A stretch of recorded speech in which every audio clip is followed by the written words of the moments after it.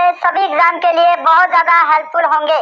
चाहे आपका आने वाला आर्मी का एग्जाम है, एयरफोर्स का एग्जाम है, एसएससी का है, रेलवे का है, या फिर आप किसी स्टेट लेवल एग्जाम की तैयारी करते हैं, ये 100 प्रश्न आपके एग्जाम के लिए वेरी वेरी इंपॉर्टेंट होने वाले हैं। क्योंकि आज हम वही प्रश्न डिस्कस करेंगे जो कि विभिन्न परीक्षाओं में बार बार पूछे जा चुके हैं और आगे भी ये प्रश्न पूछे जाते रहते हैं। तो मैं उम्मीद करूंगा सेशन आपको हेल्पफुल लगेगा। चलिए अपनी क्लास स्टार्ट करते हैं। और स्टार्ट करने से पहले कल की क्लास में ये वाला प्रश्न आपको होमवर्क के लिए दिया था, तो पहले हम इसको डिस्कस कर लेंगे। लगभग सभी विद्यार्थियों ने इस प्रश्न का राइट आंसर दिया था।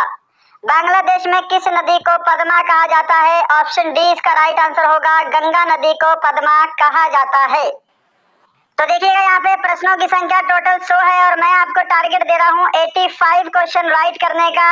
सामान्य विज्ञान की मैराथन क्लास रहेगी हमारे पूरे की पूरे 100 क्वेश्चन की, और इन्हीं 100 क्वेश्चन में से एक प्रश्न मैं आपको स्टार्टिंग में होमवर्क का भी दे दूंगा। चलिए शुरू करते हैं। पहला प्रश्न है आपके सामने, जल्दी से आंसर देंगे। किसी भी प्रश्न के ऑप्शन नहीं बोले जाएंगे, आपको ज्यादा समय नहीं दिया जाएगा। अगर ज्यादा समय चाहिए आंसर देने के लिए तो सेशन को जरूर रोकिएगा। पहला प्रश्न है, वायु में कौन सी गैस सर्वाधिक मात्रा में पाई जाती है? राइट आंसर इसका ऑप्शन ए रहेगा, नाइट्रोजन गैस वायुमंडल में सबसे अधिक होती है। क्वेश्चन नंबर सेकंड आपके सामने है, कौन विद्युत धारक का सबसे अच्छा चालक है? इसको आप कर लो, कौन विद्युत का सबसे अच्छा चालक है? राइट आंसर यहाँ पर ऑप्शन सी रहेगा, चांदी। क्वेश्चन नंबर थर्ड आपके सामने है स्क्रीन पर, मानव शरीर में रक्त को साफ करने का कार्य कौन करता है? बिल्कुल करेक्ट आंसर अगर आपने ऑप्शन सी को दिया है, वृक्क यानी कि किडनी। आपका आंसर बिल्कुल करेक्ट होगा। क्वेश्चन नंबर 4 आपके सामने है, भोजन की ऊर्जा को किसमें मापा जाता है? जल्दी से आंसर दीजिएगा, आंसर के लिए समय नहीं मिलेगा।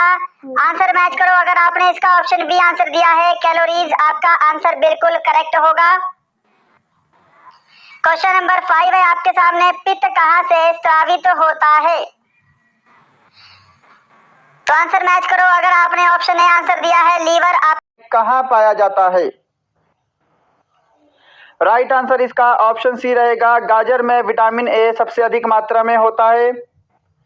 क्वेश्चन नंबर 7 है, श्वेत रक्त कण क्या कहलाते हैं? सही जवाब इसका ऑप्शन बी रहेगा, ल्यूकोसाइट। क्वेश्चन नंबर 8 है आपके सामने, किसे टेबल सॉल्ट भी कहते हैं?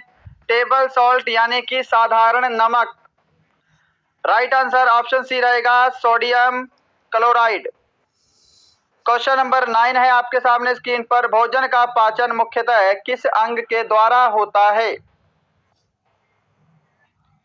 आंसर मैच कीजिएगा। ऑप्शन ए आपका राइट आंसर होगा, भोजन का पाचन मुख्यतः छोटी आंत में होता है। क्वेश्चन नंबर 10 है जी आपके सामने, ऑक्सीजन की खोज किसने की?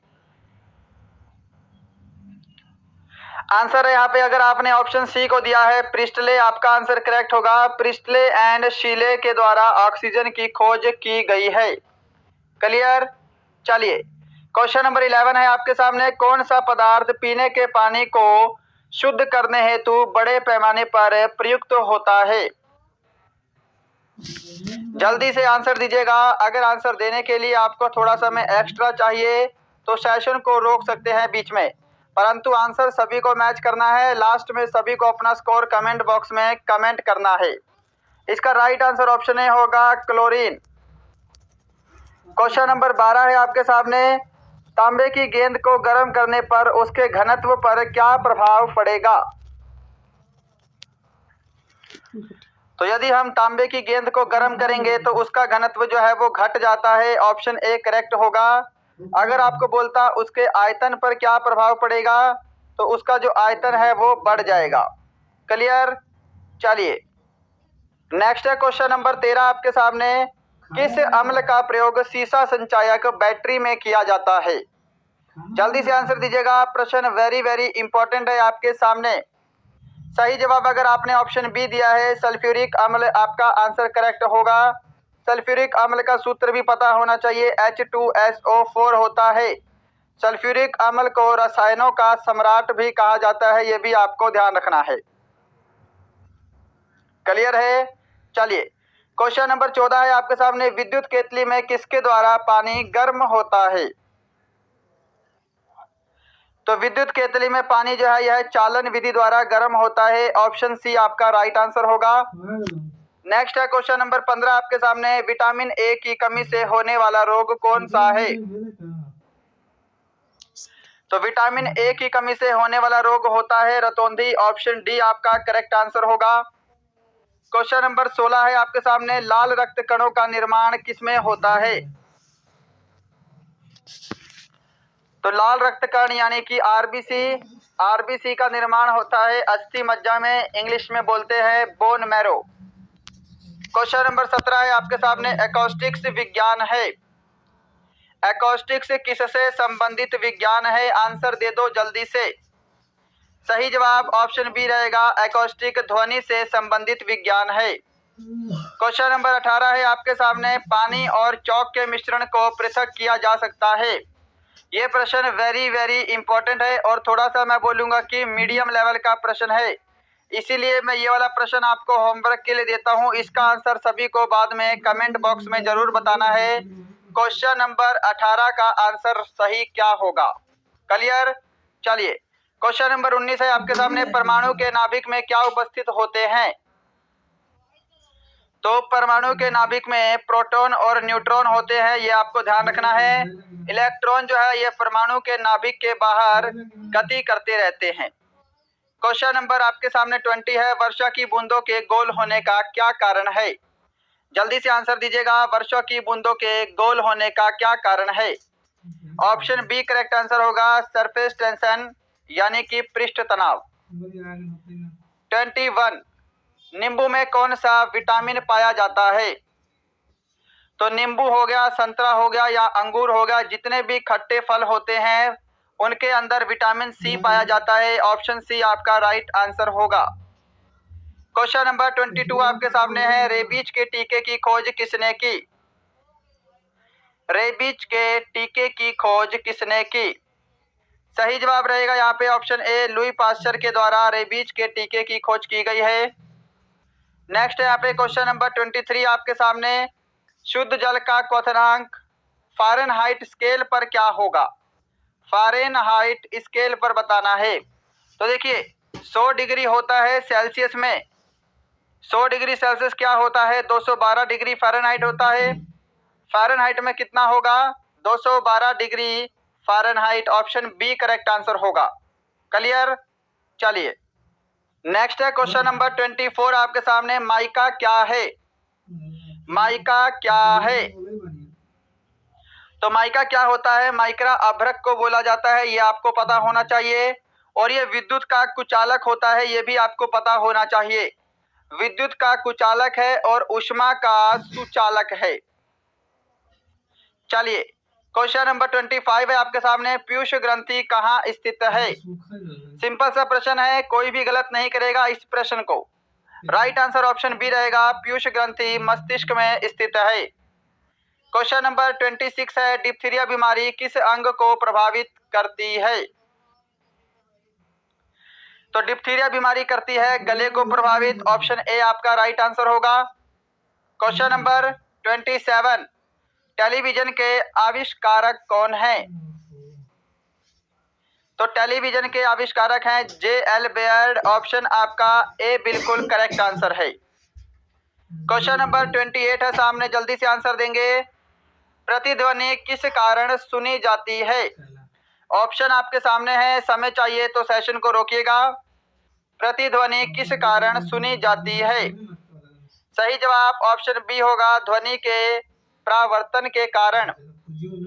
नेक्स्ट है क्वेश्चन नंबर 29, कौन से रंग का तरंग दैर्घ्य सबसे अधिक होता है? तो यहाँ पर देखिएगा, लाल रंग का तरंग दैर्घ्य क्या होता है? सबसे अधिक होता है। क्वेश्चन नंबर 30 है आपका, जब चंद्रमा सूर्य व पृथ्वी के बीच में आ जाती है तब क्या होता है? जब चंद्रमा सूर्य और पृथ्वी के बीच में आ जाए तब सूर्य ग्रहण होता है। ऑप्शन आपका बी करेक्ट आंसर होगा। और जब सूर्य और चंद्रमा के बीच में पृथ्वी आ जाती है तब आपका चंद्र ग्रहण होता है। क्वेश्चन नंबर 31 आपके सामने है, शुष्क शैल उदाहरण है। जल्दी से आंसर दीजिएगा फटाफट से। तो शुष्क शैल जो है यह प्राथमिक शैल के उदाहरण है। ऑप्शन ए करेक्ट होगा। अगर आपने अभी तक सेशन को लाइक नहीं किया, मैं उम्मीद करूंगा सेशन पसंद आ रहा होगा, लाइक जरूर करेंगे। अगर आपने अभी तक शेयर नहीं किया तो शेयर जरूर करेंगे। और यदि आपका कोई फ्रेंड किसी भी गवर्नमेंट जॉब की तैयारी करता है तो उसे हमारा चैनल शेयर करेंगे। अगर आप हमारे चैनल पर नए हैं तो सब्सक्राइब जरूर कीजिएगा। क्वेश्चन नंबर 32 आपके सामने है। यूरिया को प्राय खाद्य की तरह प्रयोग किया जाता है क्योंकि वह स्रोत होता है। तो यूरिया में लगभग जो है वो 46% क्या होता है, नाइट्रोजन पाया जाता है। तो ये नाइट्रोजन का एक स्रोत है। ऑप्शन आपका सी करेक्ट आंसर होगा। क्वेश्चन नंबर 33, एक बैरल में कितने लीटर होते हैं? सही जवाब ऑप्शन ए होगा। एक बैरल में 159 लीटर होते हैं।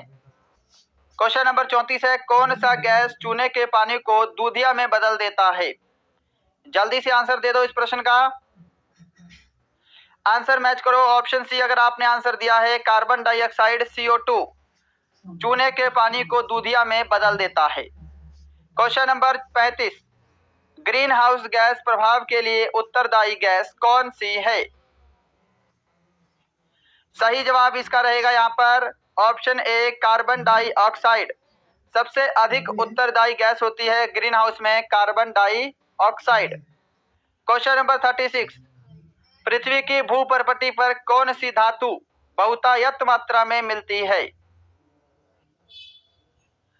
जल्दी आंसर मैच करेंगे। ऑप्शन डी करेक्ट आंसर होगा, एल्यूमिनियम। क्वेश्चन नंबर 37 है आपके सामने। एस्बेस्टस का मानव शरीर के किस भाग पर हानिकारक प्रभाव पड़ता है? को दिया है फेफड़े, आपका आंसर करेक्ट होगा। क्वेश्चन नंबर 38 है। निम्न में से सबसे बड़ी हड्डी कौन सी है? तो सबसे बड़ी हड्डी होती है झांग की हड्डी, जिसको हम फीमर बोलते हैं। ऑप्शन बी इसका राइट आंसर होगा। क्वेश्चन नंबर 39 है आपके सामने। पानी के अंदर ध्वनि सुनने का यंत्र क्या कहलाता है? दे दो जी जल्दी से आंसर। क्या आंसर होगा इस प्रश्न का? पानी के अंदर ध्वनि सुनने वाला यंत्र हाइड्रोफोन कहलाता है। ऑप्शन बी करेक्ट है। क्वेश्चन नंबर 40 है आपके सामने। नाभिकीय विखंडन में ट्रिगर क्या है? नाभिकीय विखंडन में ट्रिगर क्या होता है? सही जवाब ऑप्शन सी रहेगा, neutron. Next is question number 41। कौन सा जीव मिट्टी की उर्वरता को बनाए रखता है और इस जीव को क्या बोला जाता है? किसान का मित्र भी बोलते हैं। तो कौन सा जीव हुआ? ये है केचुआ। ऑप्शन ए आपका राइट आंसर होगा। नेक्स्ट इज क्वेश्चन नंबर 42 है। पोलियो नामक बीमारी किसके द्वारा होती है?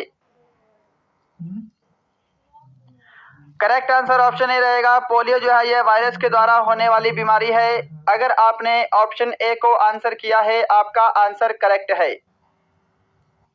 चलिए क्वेश्चन नंबर 43 है। किस अम्ल की उपस्थिति हमारे भीतर पेट में होती है? तो वो अम्ल कौन सा है? HCl बोला जाता है, हाइड्रोक्लोरिक अम्ल। अगर आपको इसका pH वैल्यू पता है तो कमेंट बॉक्स में जरूर कमेंट करेंगे HCl का pH मान कितना होता है। Next is question number 44। Penicillin की खोज किसके द्वारा की गई? पेनिसिलिन की खोज किसके द्वारा की गई? आंसर मैच करो। ऑप्शन बी आपका करेक्ट आंसर होगा, अलेक्जेंडर फ्लेमिंग। क्वेश्चन नंबर 45 है। आधुनिक आवर्त सारणी किस मॉडल पर आधारित है? आधुनिक आवर्त सारणी, सबसे पहले ध्यान रखिएगा, आधुनिक आवर्त सारणी का प्रतिपादन मोसले के द्वारा किया गया है, ये ध्यान रखेंगे। मेंडलीफ मत करना। मेंडलीफ ने क्या किया है? सिर्फ आवर्त सारणी की खोज की है, आवर्त सारणी का प्रतिपादन किया है। मॉडर्न पीरियोडिक टेबल की बात करेंगे तो मोसले होगा। और मोसले की आवर्त सारणी किस पर आधारित थी? तो ये परमाणु संख्या पर आधारित थी। ऑप्शन बी करेक्ट होगा। मेंडलीफ की आवर्त सारणी परमाणु भार पर आधारित थी। ये ध्यान रखिएगा, दोनों क्वेश्चन अलग अलग हैं। क्वेश्चन नंबर 46 आपके सामने। हाइपरमेट्रोपिया का क्या अर्थ होता है? हाइपरमेट्रोपिया का क्या अर्थ होता है? सही जवाब रहेगा इसका दूरदृष्टि दोष। क्वेश्चन नंबर 47 है, प्रकाश संश्लेषण की प्रक्रिया में कौन सी गैस बाहर निकलती है? बिल्कुल करेक्ट आंसर ऑप्शन ए रहेगा ऑक्सीजन। क्वेश्चन नंबर 48 है आपके सामने, वायुमंडल की निम्नतम परत क्या कहलाती है? यानी कि सबसे नीचे वाली परत वायुमंडल की कौन सी है? तो उसको हम बोलते हैं क्षोभ मंडल। ऑप्शन बी करेक्ट होगा। क्षोभ इस तरह लिखा जाता है, ध्यान रखिएगा, क्षोभ मंडल। क्वेश्चन नंबर 49 है, सोडियम को जल में डालने पर कौन सी गैस निकलती है? जल्दी से आंसर दे दो फटाफट। सोडियम को जल में डालने पर गैस निकलती है हाइड्रोजन। ऑप्शन बी करेक्ट होगा। क्वेश्चन नंबर 50 है आपके सामने, जूल किसकी इकाई है? तो जूल जो है यह ऊर्जा की इकाई है। इसका आंसर ऑप्शन बी रहेगा। तो यहाँ पर आपके 50 क्वेश्चन कंप्लीट